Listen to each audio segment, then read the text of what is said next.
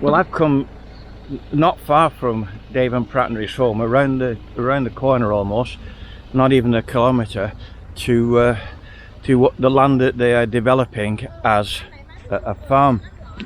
And already you can see the tremendous amount of work that they have put in the irrigation. You know, people very much underestimate the sun, and people often say, I want to retire to the sun, but they don't realise that when you do retire to the sun, you spend the bulk of your time in the shade. Right, yeah, because it's bloody hot. But I was just saying on camera there, David, that the value of irrigation and keeping the constant water, I mean, that's a battle, isn't it? Yeah, if you've got no water, yeah, you can't grow anything. But the other thing is that it's, I mean, I've found it up in Chiang Rai that one of the other battles is the battle of getting the right amount. Yeah. A little bit like Goldilocks, not too much, not too little. Yeah. You know. Yeah, exactly. Oh. I like your hat, Patnaree. I like to. Look like a cowboy. Yeah, cowgirl. So, how many rai is the farm? Okay, about 4 rai. 4 rai, so that's just a little under 2 acres. Yes, yeah. It's okay. Everybody in the west will understand 2 acres. And a little bit less than 1 hectare. But it's nice and flat. Rehab. Yeah, he use tractor to do right. That because they have planned to. He want to buy lawnmower cut own grass. Me don't need to pay people. Yes. Just get idea like that. Just tell the tractor man do flat. Yeah. We walk easy, not fall down. Well, my ride on is one of the best things that I bought. Yeah, that's what I want. Yeah. Now you can get much cheaper ones. Yeah. Than the one but mine's made in Japan, and it's actually built as a brush cutter. It'll cut down to like a bowling green. Yeah. Or you can have it up. You know. That's pretty much what I want. Yeah. Yeah. But I think that's the next year thing. Yeah. Well, the thing is, I looked at them before, and I looked at them in places like What's to Do and Home Pro and that, and they looked fantastic. But they were pressed steel, and everybody I know that bought one had trouble with the beds rotting and the clutch. When I look at those, they're like what 70, 80, 90,000. Yeah. But you can bend it. Yeah. Right. Well, mine is cast axles. Yeah.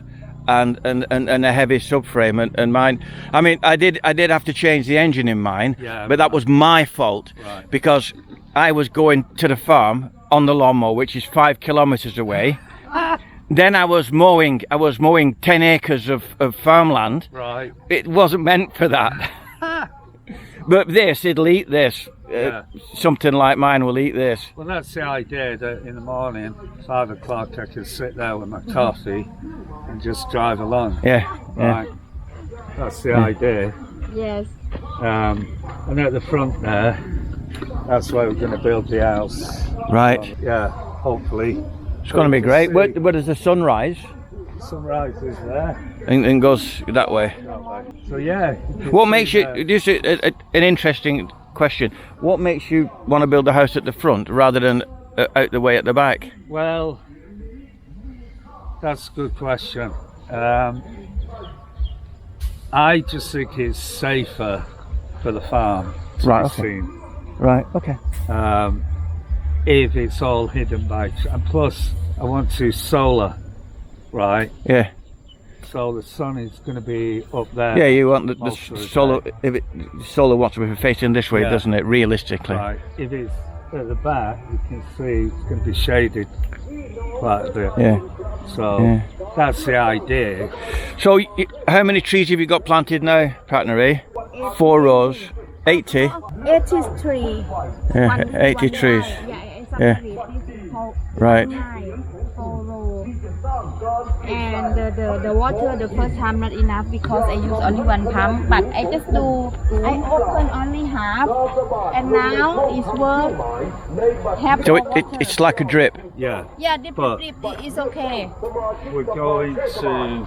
We've got these 2 panels. We've ordered 2 more pumps, which will go from there. You can see I'm putting water in all the time. Right.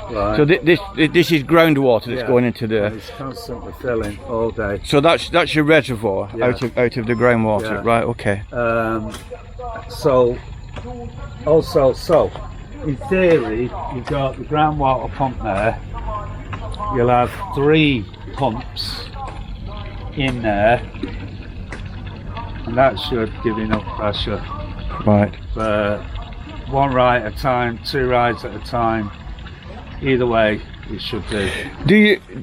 This might be too early of a question, but do you find that at home with my aquaponics, the water is balanced into the beds for the siphoning action? But I do find every so often I've got to go and open them fully and clean the valve out because they do get silted up. Well, that will probably happen, but these were only put in this week. Right. But that will probably happen. Yeah. And we'll Mine probably do 1 row at a time. Mine probably blocks up with the fish waste. Yeah, and these are going to be blocked up with probably Silt. silt and stuff. So it's going to be. It must have cost you a bob or two to install all this irrigation. How much was all the piping and? Total all for ride, not include for labor, 25,000 baht. So about 500 quid. Yeah, just say 30,000 baht includes everything. Right. Yeah. Right. Wow. So, but you can add probably another 10,000 with labour on that. Yeah. And it's still not finished. I mean, it's I would say 80%. Right. We're also, because that borehole there, that's rubbish. Right.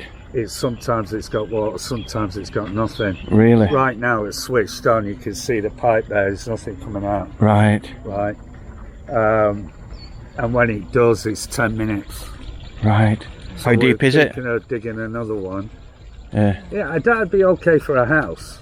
Right. Yes. Right, because you turn it on, it's probably got enough in for a house. But for a farm like that one, that runs all day. Yeah. It never stops. Well, you know, when they were doing my borehole at home, which was almost 20 years ago now, they hit water at 14 metres and they said, oh, we've got good water. I said, keep going. Well, we said that there, but it was still the same. Yeah. And then after a couple of hours, we said, no, it's not enough. And then he came to dig this. Yeah. He wasn't a good guy, actually. He just said, we'll do it there. He didn't do any scientific anything like, copper wires or anything. He just said, they'll do. Yeah. But when we dug this, we got down about, I don't know, maybe 3-4 meters, no, about 6 meters down when we dug this, and there was water. Ground, yeah. So I'm thinking of digging along here, right? And I think there'll be like that one, just constant. Yeah. Top up. Yeah. But when it rains. Oh yeah, and this is just a clong at the back. Yeah. So this clong, the idea, you'll see all the green weed. Oh God, you don't let that's water hyacinth. That. Yeah. So we're going to use that for composting as well. It makes good compost. Yeah. Yeah. So, but it never dies. I mean, No. It's up near me. We've got a huge lake at Wee and Chai, and I mean huge lake. And this got into it, and they had to bring special machines in, like a combine harvester on a boat, to harvest it. But the problem is, as soon as they've harvested it, back home, did you ever experience bindweed or ground elder? Yes. You leave one little touch in when it comes back. Yeah. This is the same. But I'm not going to use this water. No. The reason being is this goes all the way through the town. Yeah, it gets all the chemicals. And you've got your market traders and all that throwing crap in it every day. Yeah. So God knows what's in it. But the water hyacinth does make plurific compost. That's what we're thinking. Free compost, isn't it? Well, it is. You'll have to balance it with the carbon with brown. Oh man, all the clogs around Bangkok are clogged up with it. Yeah. Well, that's why it floods as well. Yeah. Yeah. Well, the other thing about surface things, you know, like duckweed. Yeah. If you have duckweed on a pond, your evaporation is less than half. Yeah. Well, that's what I was thinking about there. Yeah. Throwing a couple of these in there. Yeah. And it'll slow down the evaporation. Use duckweed. Don't put that in. You'll regret putting that in, I'm telling you. Okay. Seriously. Well, it's a great farm, pal. It's a great farm. Yeah, and I would say, what we're in now, May. Anyway, by the end of the month, this should all be planted up. Yeah. A fence down that side down there, and at the front, we'll put a fence on there. Yeah. I'm not fencing the back off because they've got to jump through the water to get in. Yeah. So enjoy your swim. But yeah, he's taking it all out. You buy your cow shit locally? Yeah, neighbour. What a pity you're not more locally. You could take advantage of that. Oh, I would love that stuff. That looks amazing. Oh, it is. And now he grew corn, you can see. But he then said, no, I want to keep that for my cows, which I don't blame him. Yeah, fair enough. It's a corn threshing place you need. But as you said, mate, this water hyacinth will make awesome compost. Well, that's the idea, and you know, it's free, isn't it? You don't take advantage after your labour costs. This goes to a lot of people say about Thais living for the day. Yeah. Right. Well, yeah, they do. They do think about the future as well, but that's not important. What's important is today, because that's what you can affect. Correct. Right. Yeah. So it can be frustrating for us foreigners when your family members don't save money and things like that. Yes. Yeah. But their philosophy is simple. We live today. Yeah. Tomorrow I might die. And Thai girls are incredibly hard working. Yeah. But their focus is family and the next meal. Exactly. You know. Right. So there is a conflict of cultures in that respect. How long have you been in Thailand now? Me, 15 years. 15 years. Yeah. So once you understand it and you can live with it, that's the thing, living with it. Yeah. Right. A lot of foreigners come here and try and fix a broken wheel that isn't broken. Correct. Right. Yeah.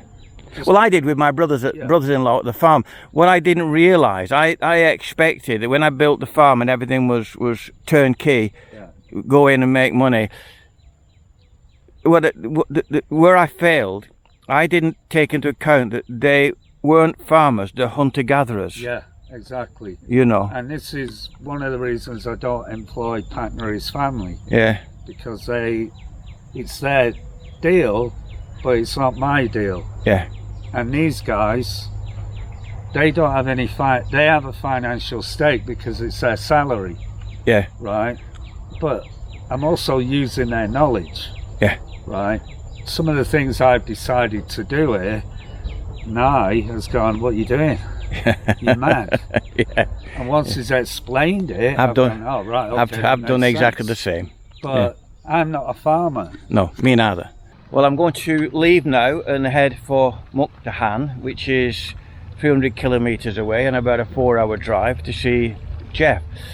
So from a very, very, very fantastic lemon farm, Thailand. And I'm going to put the link in the description below, so subscribe and watch this journey because it's a journey that is well worth watching. So say goodbye, Patnaree. Say goodbye, David. Goodbye, David. Say goodbye, Patnaree. Goodbye, Patnaree. Bye bye. I wonder how, I wonder why. Yesterday you told me about the blue sky, and all that I can see is just a yellow lemon tree. I'm turning my head up and down. I'm turning around, and all that I can see is just another lemon tree.